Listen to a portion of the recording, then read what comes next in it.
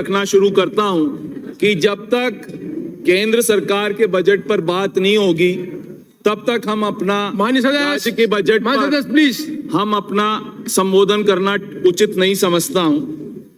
अभी हमारे केंद्रीय वित्त मंत्री महोदय ने जो बजट पास करा उसमें अमृत काल का जिक्र करा।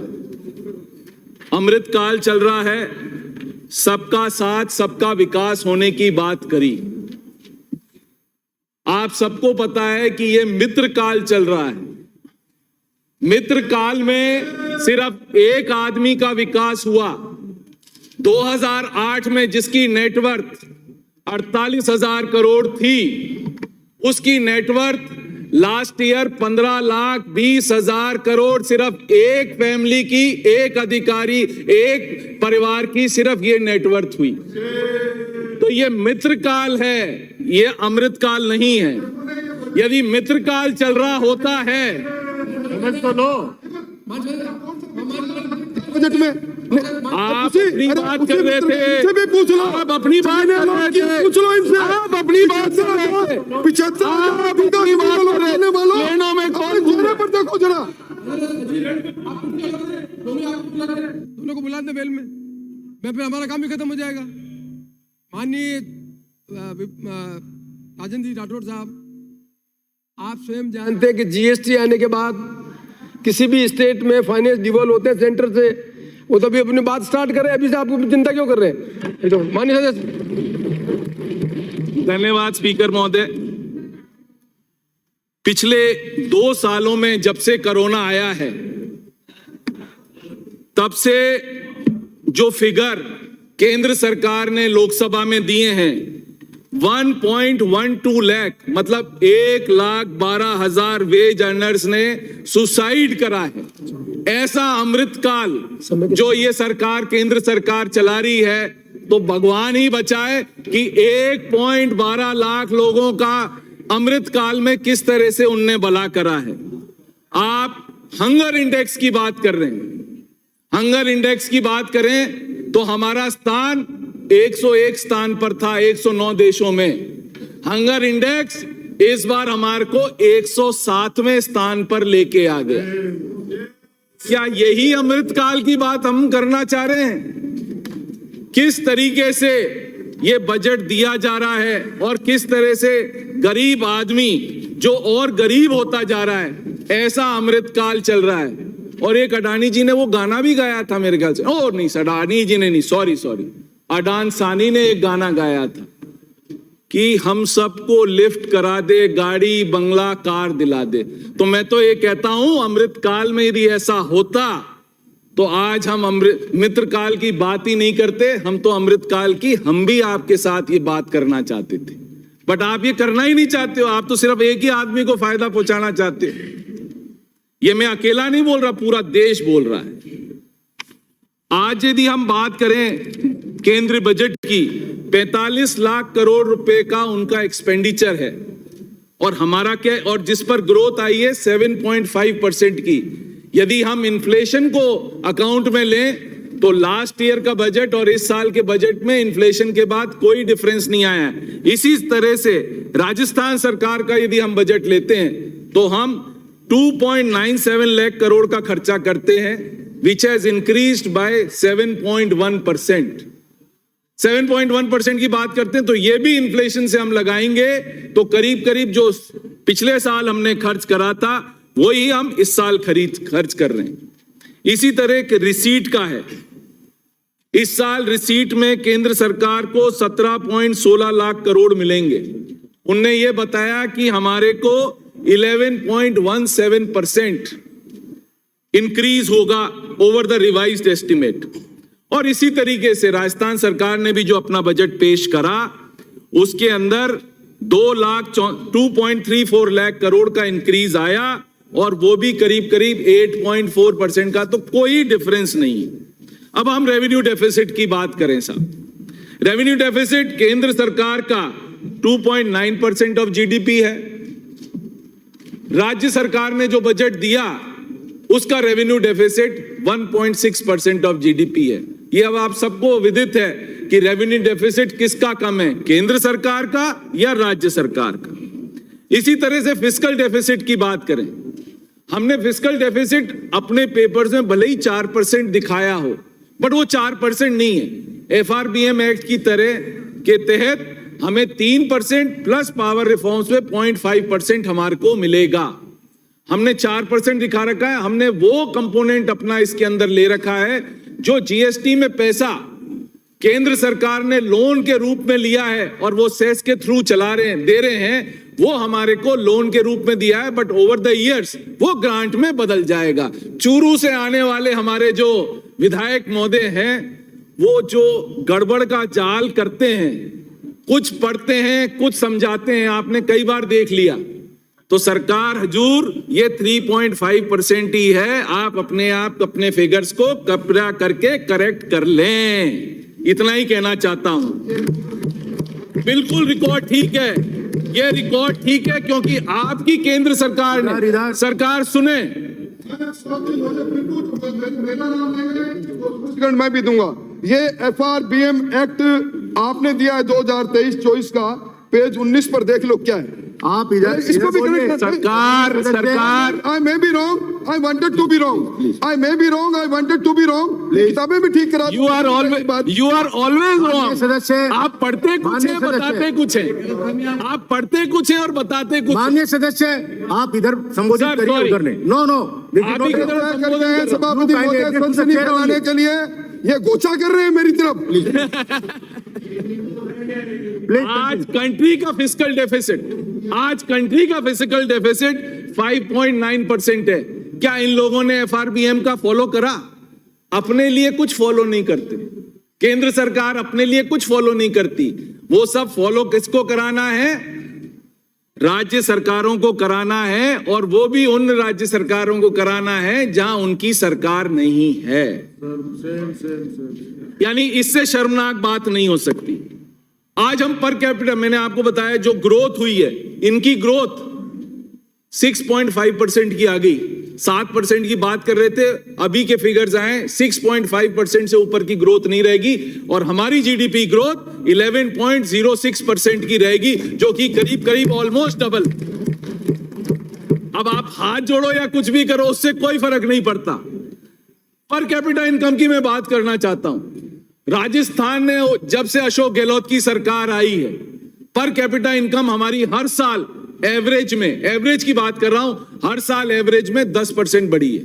आज हमारी पर कैपिटा इनकम 1,56,149 रुपए की है। ओवर लास्ट ईयर जब हमारी हालतें खराब थी, इन लोगों ने हमारा पैसा रोक के रखा था, जीएसटी हमारे को जीएसटी का पैसा नहीं दिया था, तब भी हमारी ग्रोथ 14.85% रही, और उससे पिछले साल हमारी ग्रोथ 18% रही in our per capita income.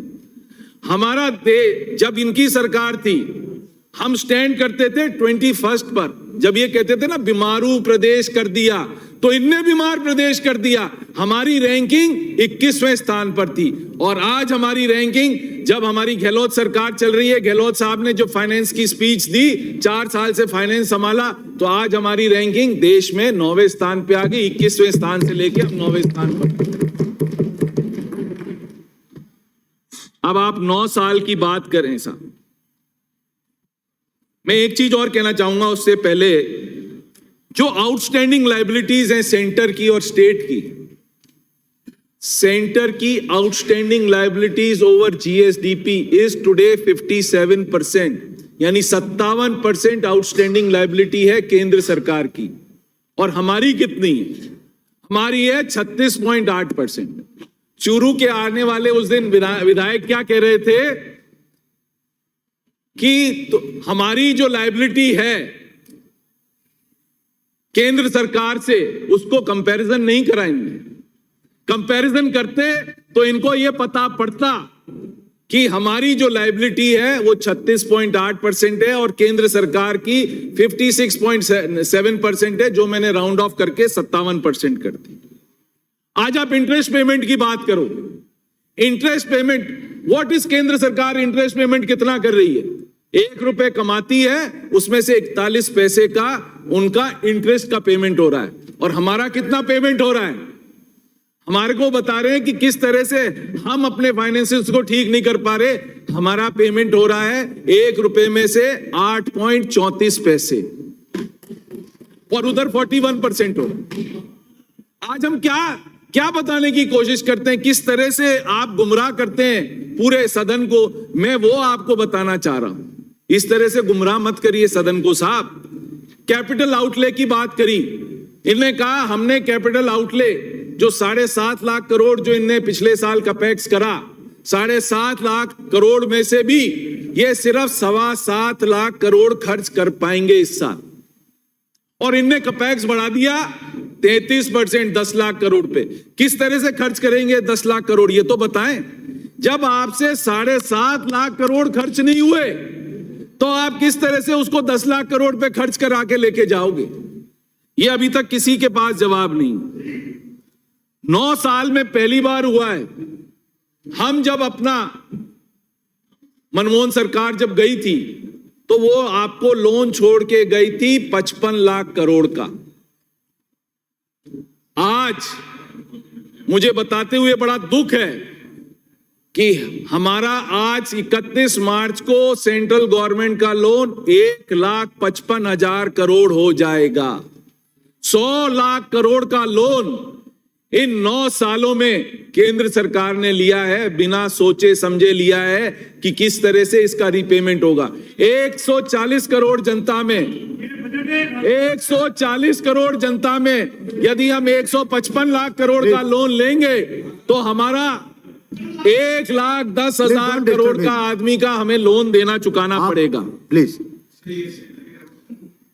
आज हम बात करते हैं नरेगा की साथ। नरेगा में इनने क्या प्रॉमिस करा कि हम हर आदमी को 100 दिन का रोजगार देंगे। पूरे कंट्री में एवरेज क्या आया, 27 दिन का रोजगार भी आप पूरे देश में नहीं दे पाए। अपन क्या बात कर रहे हैं, किसकी आंखों में धूल झोंक रहे हैं, ये समझ में ही नहीं आ रहा। सिर्फ 27 दिन का हम रोजगार मनरेगा में दिया और इस बार मनरेगा का बजट आपने 33% और घटा दिया। तो मतलब 27 दिन भी इस बार रोजगार नहीं मिलेगा इस साल आपको। 33% और आपने बजट घटा दिया। आपने बात करी हम किसान को पीएम किसान में हम फार्मर्स को हर साल 6,000 रुपया हर साल देंगे। इनका टारगेट बना हुआ है जब से 14 करोड़ किसानों को हम पैसा बांटेंगे। आज दिन तक जब से ये योजना शुरू हुई है हम 10.5 करोड़ किसानों से ऊपर नहीं बढ़ पाए। दैट मीन्स जो हमारा टारगेट था, हम 30% टारगेट आज भी उन किसानों को नहीं दे पाए जिनको ये पैसे की जरूरत है, और ये केंद्र सरकार इसमें कुछ नहीं कर पाई। इसी तरह से एग्रीकल्चर में इस साल आपने 7,000 करोड़ का आपने बजट डाउन कर दिया ओवर द रिवाइज्ड एस्टिमेट, और इसी तरह से रूरल डेवलपमेंट का आपने कर दिया 12.5-13%, और इसी तरह से आपने फर्टिलाइजर सब्सिडी 22.5% इस साल घटा दी। तो आप कहना क्या चाह रहे हो, ना एग्रीकल्चर में आप बजट दे रहे हो किसान को, ना आपने पीएम जो 6,000 किसान को देते हैं उसमें आपने बजट कम कर दिया। आपने बजट कम कर दिया फर्टिलाइजर सब्सिडी में, आपने बजट कम कर दिया फूड एंड डिस्ट्रीब्यूशन में। आपने दोनों को पीडीएस को और जो किसान फ्री योजना पीएम फ्री योजना बांटते थे किसानों को, उसमें आपने 90,000 करोड़ इस साल कम करा है। 90,000 करोड़ रुपया इस बार आपने कम करा है। इससे शर्मनाक कोई बात नहीं हो सकती जब आप किसी को भी, मेरे ख्याल से इस बार आप फ्री अनाज नहीं दे पाओगे क्योंकि आपने 90,000 करोड़ रुपया आपने डाउन कर दिया। क्या हम करना चाह रहे हैं, किसान को फसल बीमा योजना, जहां इनका बजट था 14,500 करोड़ का, ये खर्च ही नहीं कर पाए, किसानों का बीमा ही नहीं कर पाए। इन्हें टोटल रुपया उसमें खर्च करा 11,500 करोड़ रुपए। क्यों नहीं आप खर्च कर पाए, किसने रोका था आपको खर्च करने में, क्यों नहीं आपने करा। फिर यहां आके मिथ्या भाषण करते हैं कि किसान को पैसा नहीं मिल रहा फसल बीमा योजना का, आपने पूरा पैसा खर्च नहीं करा। इसी तरह से इनने पैसा खर्च नहीं करा जल शक्ति योजना, आपने जल शक्ति योजना का वापस बजट बढ़ा दिया। अरे पिछले साल ही आपने जो बजटेड था उसमें से 7,000 करोड़ रुपया आपने खर्च कम करा है। ये तो बताओ क्यों कम खर्च करा आपने 7,000 करोड़ रुपया? आप क्या लोगों को पानी पिलाना नहीं चाहते? आपकी मंशा खत्म हो गई लोगों को पानी पिलाने की, नल देने की? आपकी क्या इच्छा है? आप 7,000 करोड़ रुपया नहीं दे पाए और आप बड़े फक्र से बोलते हैं कि सेंटर की स्कीम है। अरे सेंटर ने क्या दिया? 50 गवर्नमेंट तो स्टेट गवर्नमेंट को जो बजट दे रहा है उसको तो पूरा खर्च करो, केंद्र ने दिया जिसको तो। अरे सरकार सरकार बैठो बैठो बैठो, सुनो, सुनने का मादा रखो। ये बीच में टोका टाकी नहीं। पहले ये 90% देते थे, अब हम 50% अपने शेयर में से दे रहे हैं। कोई आप भीख नहीं दे रहे हो हमारे को, अलाउ नहीं करूंगा। भीख नहीं दे रहे हो। हमारा पैसा है, स्टेट का पैसा है, हम खर्च करते हैं, जीएसटी देते हैं, इनकम टैक्स देते हैं, जो कॉन्स्टिट्यूशन से हमें डिवॉल्व होता है। आप नहीं दे रहे हो। माननीय सदस्य, आप चाहते तो आपकी मंशा नहीं थी हमारे को देने की। बैठिए।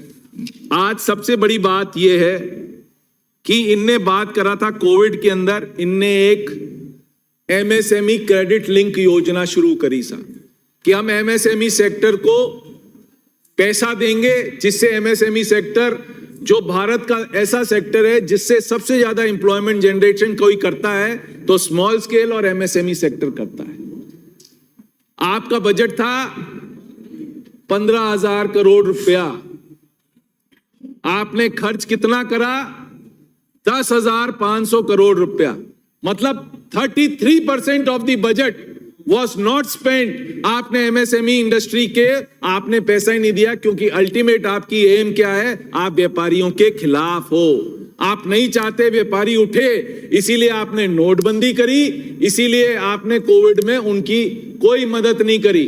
आपने जो भी पैसा दिया, एक पैसे की आपने उनको मदद नहीं करी। जो भी पैसा दिया उसका आपने इंटरेस्ट वसूला 7.5% से। एक अभी बहुत ही महत्वाकांक्षी स्कीम निकली साहब, केंद्रीय बजट में यह कहा गया कि हम वुमन एम्पावरमेंट के लिए 7.5% का इंटरेस्ट देंगे। अरे भाई साहब, ये तो देखो, बैंक ही 7.5% दे रही है, तो आप देखिए कौन सी बड़ी बात कर रहे हो। आज की डेट में कोई भी प्राइवेट बैंक हो, कोई भी नेशनलाइज्ड बैंक हो, आज की डेट में इंटरेस्ट क्या है? आज की डेट में इंटरेस्ट ही मोर देन 7.75% है। आप लोग क्या कर रहे हो? बात जो बात करनी है वो बिल्कुल डिफरेंट तरीके से बात करते हैं। अभी एक और रिपोर्ट आई साहब, वो रिपोर्ट क्या थी? अजीज प्रेमजी यूनिवर्सिटी की एक रिपोर्ट आई लास्ट ईयर, जो कि एक बहुत ही अच्छा इंस्टीट्यूट है। उनने अपना रिसर्च करा, रिसर्च विंग जो है, उनने एक रिपोर्ट दी। उनने रिपोर्ट ये दी 5.6 करोड़ यानी 5.6 करोड़ लोग पॉवर्टी लाइन के नीचे आ गए।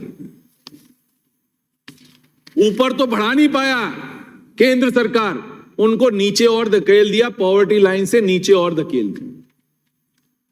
5.6 करोड़ आदमी पॉवर्टी लाइन से नीचे और चले गए। और एक ऑक्सफैम की रिपोर्ट और आई जो कि बहुत ही शानदार है।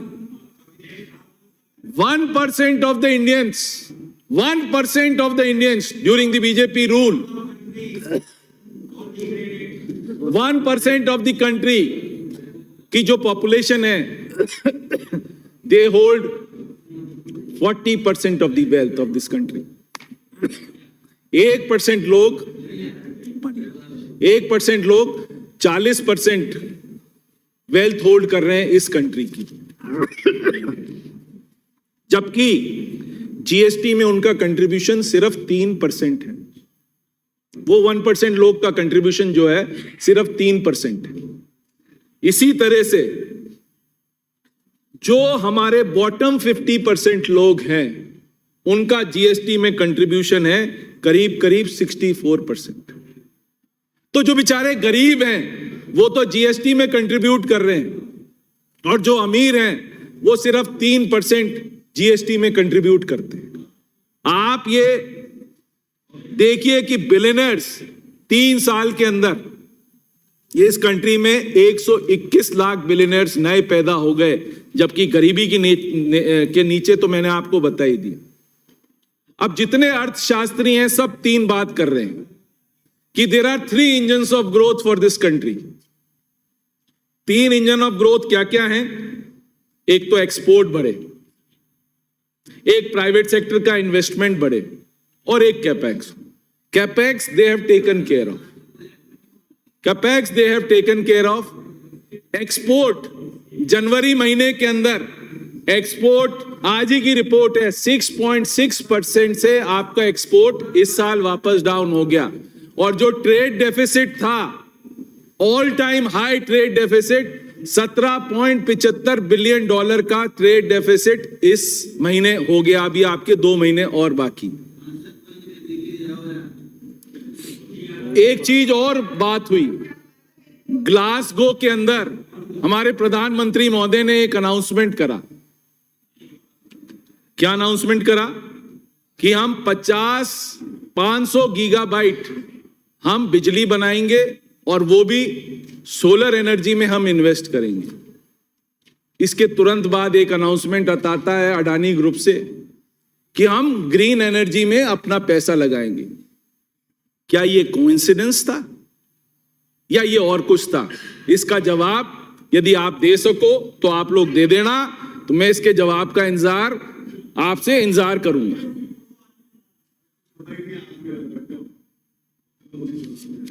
अब सबसे बड़ी बात आई, जो अब हमारा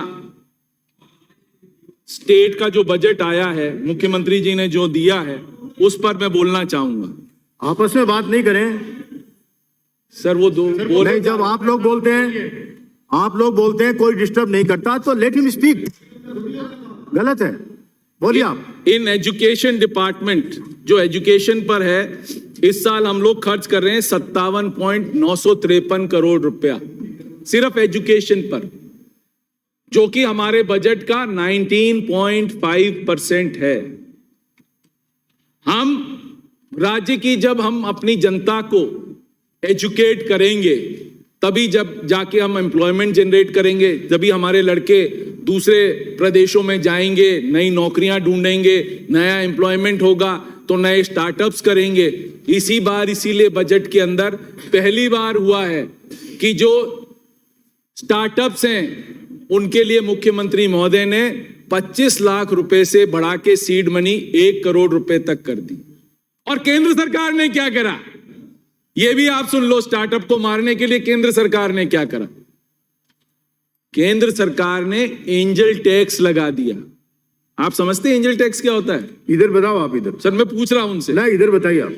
एंजल टैक्स वो होता है जब आप लमसम एक सेल करते हो अपने शेयर का किसी भी फॉरेन इन्वेस्टर को। इंडियन इन्वेस्टर्स पे तो लगा ही था टैक्स। पहली बार हुआ है स्टार्टअप्स को खत्म करने के लिए केंद्र सरकार ने एंजल टैक्स लगा दिया है। जो बाहर का इन्वेस्टमेंट आता है अब वो भी टैक्सेबल हो जाए। स्टार्टअप सब इसके लिए खड़े हो गए, सरकार के खिलाफ है कि फॉरेन इन्वेस्टमेंट ही नहीं आएगा हमारे पास। क्या करें? एंजल टैक्स लगा दिया, स्टार्टअप्स को आप खत्म करने की बात करें। क्योंकि हर बजट में नया बजट आता है तो कभी आता है स्टार्टअप इंडिया, कभी आता है मेड अप इंडिया, कभी आता है एग्रीकल्चर में हम फार्मर्स की इनकम डबल कर देंगे। और हर साल हम एक नया सगुफा फेंक देते हैं। ये सब सगुफों को भूल जाते हैं और एक नया सगुफा फेंक देते हैं। उस दिन एक बार लास्ट ईयर बोला कि डिफेंस यूनिवर्सिटी खोलेंगे, डिफेंस यूनिवर्सिटी की ईंट तक नहीं लगी आज तक। ये जो बोलते हैं ना केंद्र सरकार की, क्यों कि जीएसटी के बाद हमारी सोवरेनिटी खत्म हो गई है स्टेट्स की। हम डिपेंडेंट हो गए हैं सेंटर पर, क्योंकि पैसा डिवॉल्व सेंटर से आता है, सेंटर के अकाउंटों में जमा होता है। इसलिए सेंटर की बात करनी पड़ती है मेरे को, नहीं तो मैं सेंटर की बात एक भी दिन नहीं करता। हेल्थ एंड फैमिली वेलफेयर में इस बार हमारा budget we have grown by 10%। हर जगह नई सीएचसी, कहीं पीएचसी, कहीं सब सेंटर। हमारे मंत्री जी ने पूरे सिस्टम को एक ऐसा कर दिया आपके, कहीं सीएचसी पीएचसी में कहीं डॉक्टर्स की कमी नहीं होने देंगे। अभी 1786 डॉक्टरों की नई भर्ती हुई है, उन डॉक्टरों की पोस्टिंग हो रही है, हर जगह आपको डॉक्टर मिलेंगे। सिस्टम इंप्रूवमेंट की तरफ है। जो सिस्टम 5 साल से कंप्लीटली इनने दवाइयां बंद कर दी थी, इनने नई स्कीम लगाई भामाशाह, जिसमें करप्शन का इतना ऊंधा लोगों ने करप्शन करा, वो स्कीम अपने आप फेल हो गई। अब ये चिरंजीवी स्कीम को इसीलिए तो नहीं बचा पाते। चिरंजीवी स्कीम में पहली बार हुआ कि 10 लाख से इलाज 25 लाख तक आप चिरंजीवी स्कीम में करा सकते हो। किसी की डेथ हो जाए 5 लाख से आप 10 लाख रुपए तक आपको डेथ कैजुअलिटी पर आपको बीमा मिल जाएगा। जो एक गरीब आदमी जिसको पहले राज्य सरकार 1-1 लाख और 2-2 लाख रुपए देती थी, अब इन केस ऑफ एक्सीडेंट उसको 10 लाख रुपए का बीमा मिलेगा। तो करीब करीब उनके बच्चों का जो भविष्य है वो काफी ठीक रहेगा, क्योंकि उसको ना सिर्फ ये मिलता है, विधवा पेंशन मिलती है, पालनहार योजना में उसको पैसा मिलता है, और इंदिरा रसोई से वो 16 रुपए में खाना खा सकता है। ऐसी सोशल सेक्टर्स की स्कीम निकली है, 16 रुपए में वो खाना भी खा लेगा, मतलब 500 रुपए में वो दोनों टाइम खाना खा लेगा। आपने शहरी नरेगा शुरू कर दी, आपने नरेगा शुरू कर दी कि जहां 100 दिन का रोजगार मिलेगा वहां आपको 25 दिन रोजगार और मिलेगा, और शहरी नरेगा में भी आपको 100 दिन के अलावा 25 दिन और दे। आपको किसने रोका था 4 साल 5 साल पहले आप ये शुरू करते? किसी ने रोका था क्या आपको? कोई नई चीज कोई मुख्यमंत्री लेके आए, बुराई के अलावा इनको कुछ नहीं है, कोई सराहना करने का इनका काम नहीं। पहली बार हुआ है जब हमारे बड़े बूढ़ों को सम्मान मिला है, उनकी आज पेंशन 750 रुपए से 1000 रुपए होगी। यह सम्मान बड़े बूढ़ों का है, जहां गांव में हम देखते हैं कि लड़के बड़े बूढ़ों को देखते तक नहीं थे, उनकी तकलीफ भी नहीं करते थे, अब वो 1000 रुपए में अपना घर खर्च आराम से चला सकता है, क्योंकि जमीन उसी के नाम रहती। इतना सोशल सेक्टर पे इतना काम जो करा है वो अशोक गहलोत सरकार ने करा है और किसी भी नहीं करा। 15% अपने आप हमारे सोशल सेक्टर्स में हमारे को पैसा हर साल हमारी पेंशन स्कीमों पे बढ़ के मिलेगा। आप अब बात करो एग्रीकल्चर की। एग्रीकल्चर में हमारा बजट इस बार हमने करीब 4.4% से एग्रीकल्चर बजट बढ़ाया है। इसी तरह से वाटर सप्लाई में पहली बार हमने करीब 43% हमारा बजट बढ़ गया। 9,773 करोड़ रुपया हम खर्च करेंगे, क्योंकि हमें मैचिंग ग्रांट देनी पड़ेगी ना।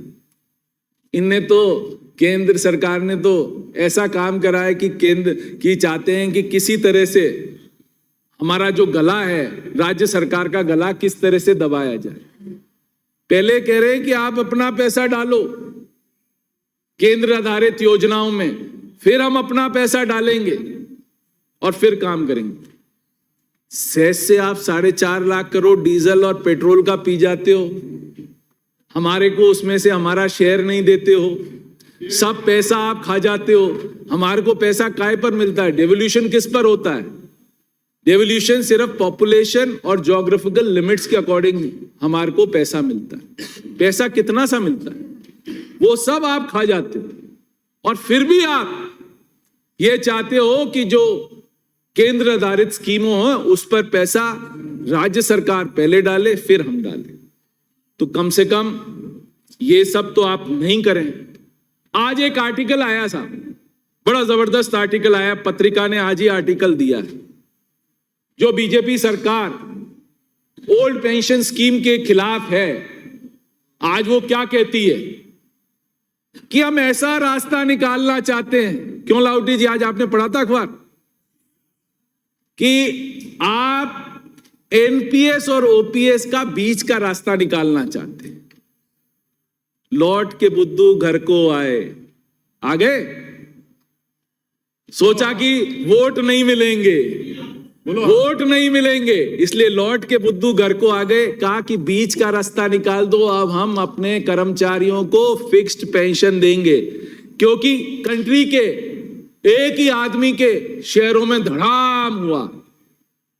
190 मिलियन से उसकी प्रॉपर्टी $55 बिलियन एक दिन में घट गई, एक दिन में घट गई। तो मतलब उसकी 1/3 वैल्यू का इरोजन एक दिन में हो गया। आज सबसे बड़ी बात यह है कि आज आप लौट के वापस क्यों आ रहे हो? यदि आपको नहीं करना था तो आप लौट के तो इसीलिए वापस आ रहे हो ना कि आपको फिक्स्ड रिटर्न, जिस आदमी ने 30-31 साल गवर्नमेंट सरकारी नौकरी में दिए, आपको उसको फिक्स्ड रिटर्न देना पड़ेगा। इसी तरह से जो आज ये स्कीम निकाली मुख्यमंत्री जी ने, 76 लाख लोगों को आप सिलेंडर फ्री दे रहे हो। आज सिलेंडर्स की हालत यह है कि जो 2 सिलेंडर इनने फ्री में दिए, इनने कोनी पे तो गुड़ लगा दिया और फिर कहा बेटा अब इसको चाटते रहो। चाटेगा कहां से? जो औरतें पहले चूल्हा जला के आंसू बहाती थी, अब वो एक सिलेंडर लेकर आंसू बहाती हैं कि किस तरह से 1100 रुपए का हम सिलेंडर ले सके। इसी आंसू पहुंचने की स्कीम हमारे मुख्यमंत्री ने लागू करी। 76 लाख लोगों को 500 रुपए में हम सिलेंडर फ्री देंगे और इसी तरह से 1 करोड़ लोगों को फूड पैकेट्स फ्री दिए जा रहे हैं। फूड पैकेट्स में आप चीनी दे रहे हो, दाल दे रहे हो, नमक दे रहे हो, मसाले दे रहे हो और एडिबल ऑयल दे रहे हो। मतलब उसका घर खर्च is almost taken care of. जो 4 आदमियों का घर खर्च है वो सरकार अपने जिम्मे ले रही है। ये सोशल सेक्टर की, ये क्यों कर रहे हैं? इनको ये चीज समझ में नहीं आएगी क्योंकि इनको गरीबों का दर्द नहीं। गरीबों का दर्द वो समझता है जो गरीबी में से खुद निकला हो और उसको पता हो कि गरीबों का दर्द क्या होता है। ये गरीबों का दर्द हम समझते हैं। ये आज जो गरीबों के लिए हम कर रहे हैं, इससे क्या होगा? आज हम उनको एम्पावर कर रहे हैं, उससे क्या होगा? उससे डिमांड जनरेट होगी।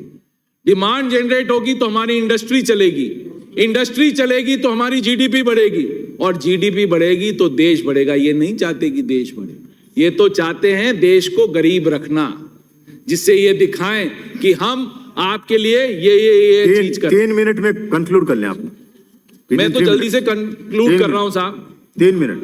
हमने इलेक्ट्रिसिटी फ्री दे दी 200 यूनिट, हमने 2000 यूनिट फार्मर्स को इलेक्ट्रिसिटी फ्री दे दी, तो करीब करीब ये समझिएगा हर किसान का बिल एक 0 बिल होना शुरू हो जाएगा। 100 यूनिट से करीब करीब हर गरीब व्यक्ति का 0 का यूनिट का बिल होना शुरू हो जाएगा।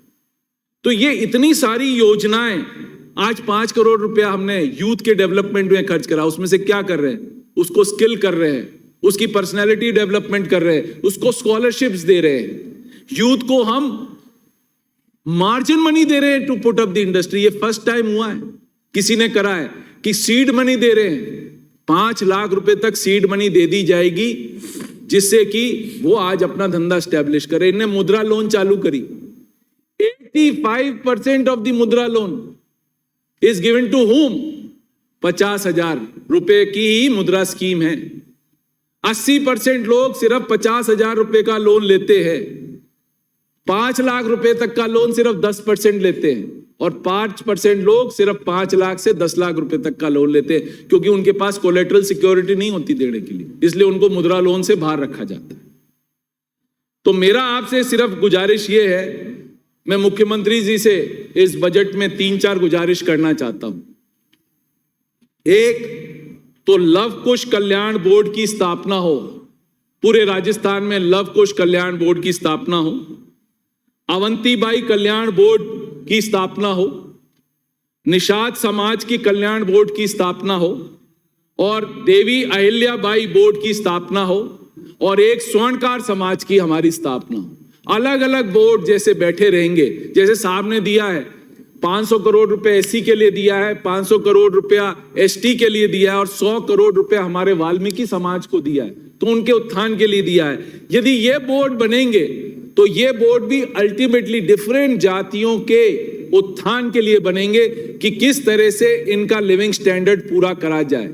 और वो तब होगा जब हम गरीबों की मदद कर सकेंगे। हमारे को केंद्र सरकार जैसा सिर्फ हमें 2 आदमियों की सरकार नहीं बनना है, हमें 140 करोड़ जनता की आवाज बनना है। हमें सिर्फ 2 आदमियों की आवाज नहीं बनना है, हमें इन सब की आवाज बनके, और जो एक सबसे बड़ा काम करा है चिरंजीवी संबल योजना। यदि कोई श्रमिक बीमार हो जाता है और वो चिरंजीवी के अंदर एडमिट हो जाता है, उसको डायरेक्ट डीबीटी से उसको 200 रुपए पर दिन मिलेंगे, जितनी उसकी मजदूरी खोई है उसको 7 दिन डीबीटी से पैसा मिलेगा, जिससे उसका घर का रोज का लालन पालन का पूरा इंतजाम हो सके, उसको सफर नहीं करना पड़े, क्योंकि वो रोज मजदूरी कर रहा है, रोज खा रहा है। तो ये उनने करा। और 200 करोड़ रुपए की जो गीगा वर्कर्स की, गीगा वर्कर वो हैं जिनको सिर्फ इंसेंटिव बेस्ड सैलरी मिलती है, उनको इंसेंटिव के अलावा कुछ मिलता ही नहीं है, जितनी डिलीवरी करेंगे सिर्फ उनको उतना ही पैसा मिलेगा। ये जो 200 करोड़ का डेवलपमेंट का, एक सेकेंड और, 200 करोड़ का डेवलपमेंट का गीगा वर्कर का जो आपने दिया है, वो एक ऐसा आपने पूरे भारत में एक ऐसा आपने एग्जाम्पल सेट करा है जो कि केंद्र सरकार को भी अगली बार करना पड़ेगा, क्योंकि इसमें कम से कम 5 से 6 करोड़ लोग इफेक्ट होंगे। यदि सरकार नहीं करेगी तो ये बीजेपी सरकार अगली बार वापस नहीं आएगी। इनको इसके बारे में कुछ सोचना पड़ेगा, कुछ करना पड़ेगा। तो ये इतनी सारी जो चीजें साहब ने दी और 15,000 हमारी इंदिरा रसोई बढ़ा रहे हैं, ये बहुत ही अच्छे काम जो कर रहे हैं। और एक सेल्फ हेल्प ग्रुप्स पे हम बहुत काम कर रहे हैं, 8 लाख फैमिलियों को सेल्फ हेल्प ग्रुप से जोड़ रहे हैं, और स्पेशली दी वुमन एंटरप्रेन्योर की हम बात कर रहे हैं, वुमन एम्पावरमेंट की बात कर रहे हैं, और उनको 8% इंटरेस्ट सब्सिडी सरकार, राज्य सरकार देगी। ये बहुत ही एक ऐसा वर्क है जो हमने वुमन अपलिफ्टमेंट के लिए काम करा, बहुत ही अच्छा काम कर रहे हैं हम लोग। और इसी के साथ मैं अब आपका ज्यादा समय नहीं लूंगा। आपका बहुत बहुत धन्यवाद। Thank you. जय हिंद, जय भारत।